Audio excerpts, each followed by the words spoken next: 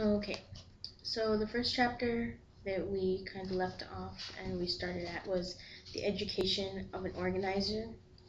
And this one pretty much talks about the different qualities that an organizer needs to have in order to be successful.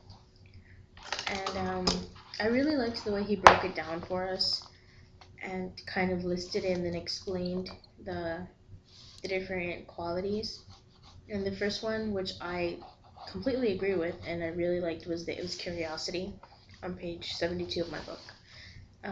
72 of yours too? Yes. Oh, okay, page 72 then. And so he says that they need to have curiosity because that's kind of like the whole point of being an organizer. You're curious and rebellious and you ask questions. You're not just going with the flow and You're not just going with the banking education system. exactly. You just being fed and accepting it without question. Right. You are curious. You're the opposite, and you're just kind of like the rebellious one, and you're the one who starts the whole flow of free and new ideas. So in order to actually go for it, you have to be curious. It's like the main motivation originally for most people. I like this part where he says the organizer is a contagion of curiosity. He makes it sound like it's like some sort of disease. Yeah, that's true because I mean it makes sense when you put it like that because it spreads. It spreads, exactly. It is contagious. And you would hope that it would spread because if it doesn't, then you're just going to be the only oddball by yourself. But and no one's going to listen to you, and you'll just be like, I'm right, and you won't listen. Exactly. So you spread your curiosity, and so everyone else kind of backs you up and supports you, and then all together you take down whatever barriers or obstacles that are in your way to fulfill your goals. So I like when he talks about Socrates on 72 too. He says or 72 as well. Actually, Socrates was an organizer. The function of an organizer is to raise questions that agitate, that break through the accepted patterns. What Socrates, with his goal of know thyself, was raising the internal questions within the individual that is so essential for the revolution. So I don't know, I just really like that because he's right. I mean, Socrates was very curious and he was constantly asking questions so much that people really got annoyed and made him kill himself. So I feel like he was like one of the first organizers, Yeah, it says they would have moved out into the political arena and that those who killed him knew what they were doing. Yeah. I mean, it's kind of a horrible way to put it, but when you think about it, he's right. Yeah, he is right. I mean, that's the only, in their eyes, that was their only option. This guy's pretty much opening everyone's eyes to what's going on here, so we've got to put a stop to it. So crude, but effective. It's what happens. Yeah. And the second thing is irreverence, and he says that they go together, and I like the way he puts it here. He put it, curiosity asks, is this true? Just because this has always been the way, is this the best or right way of life? The best or right religion, political or economic value, morality? To the questioner, nothing is sacred.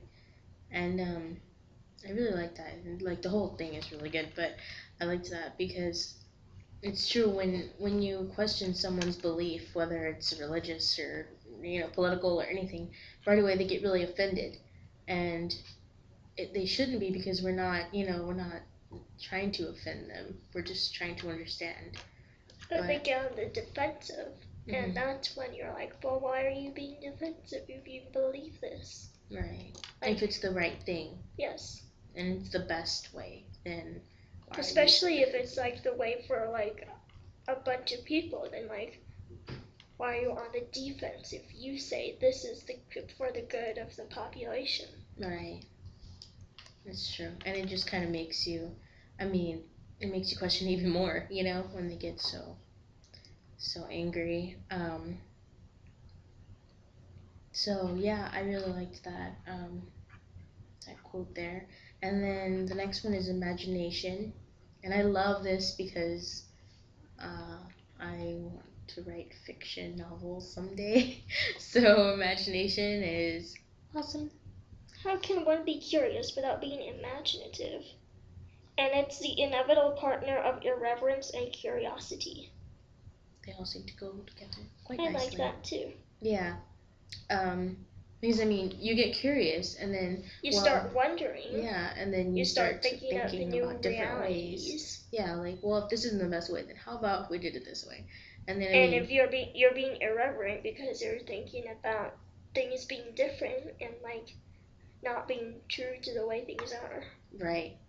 And then and if your imagination is that good, then you can come up with some pretty interesting things and different ways to solve what you seem to think it might be a problem. So I feel like any organizer, not just because you have to come up with like a solution for the main goal, but to overcome the obstacles, you have to come up with like some pretty imaginative stuff. And also, I mean, as an organizer, things come up, and things come up that you don't expect. Like you have to be prepared for what might happen. Yeah. Because it's really important. Because like the lives of people are riding on in one form or another. Right, exactly. And so sometimes you kind of have to just use your imagination and come up with something off the tip of your head, I mean, I remember when I was in high school, I was the president for my choir, and there were times when I was getting ready for a big show, and people would come in and be like, this broke, or he didn't show up, or just random little things, and I was like, that wasn't supposed to happen at all. And I mean, I was the one organizing it, so I had to just kind of come up with something off the top of my head, and so I was like, well, you go stand next to him and pretend like you know it, and just go. The show has to go on, so I mean, you just kind of learn how to, like, well, okay, it's broken, go get some tape, and I'll wrap a piece of paper around it, and no one will be able to tell. And when you're singing with it, it's kind of like you'll stand in the back, like you just kind of learn how to like get around these sorts of things. So I thought that was pretty awesome. And then a sense of humor. I mean, we're already laughing. Yeah. I mean, you have to be able. If you can't laugh about it, you're gonna go crazy. I mean, like, not crazy as in cool crazy, as in pulling your hair out and talking to yourself when you shouldn't. Like that would be really bad. I could see a lot of people. I've actually seen it in some of my friends who are trying to do so many things, and they don't have a sense of humor about it. They can't just like great and kind of laugh it off, so they end up going a little crazy and getting hysterical, Yeah. to the point where it's like, wow, you need to calm down. Like, they're stressing out way too much. And I'm like, don't worry, no one will notice. And they're like, the whole world's gonna know. And I'm like, the whole world won't care. Like, it's okay, but for him, in this kind of situation, I mean, it is a very big deal, but that basic humor has to be there. A sense of humor helps the person to identify contradictions in their life and situations and make sense out of them. Mm-hmm. Yeah, that's a good one. So, humor is essential to a successful tactician, for the most potent weapons known to mankind are satire and ridicule. Yeah, that was one thing that I liked a lot. One of the ways one of the tactics he used against his opponents is ridicule, Yeah, and he just kind of makes fun satire. of them. Yeah. Or just flat out like under the rug humor, like you can barely notice, but it is so there. It is pretty obviously there. Yeah.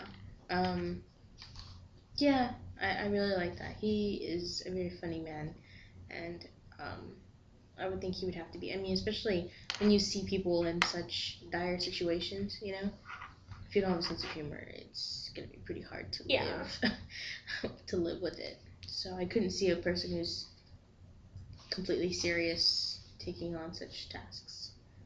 And even following that, the organizer has to have a bit of a blurred vision of a better world. On page 75, he says that, and And like his example was, what am I doing spending my whole life just painting one little leaf? The hell with it, I quit. And that makes me laugh because that is most people's. That's why not everyone can be an organizer, you know. I mean, not just frustration, but I mean realistically, you know, you start to look at it and you're like, you know, this might not make a difference at all. And so most people would just kind of like, well, this is dumb, I'm gonna stop now, stop wasting my time. But the organizer would, you know, understand that, well, when they would look at it in kind of a, I guess, more optimistic way. Like he says, he has a blurred vision of a great mural where other artists or organizers are also painting their bits, and each piece is essential to the total. So they see the bigger picture, you know, Yeah. and so they recognize that even though they're doing just a little bit, it'll lead Yeah, to every greater bit good. counts. Exactly.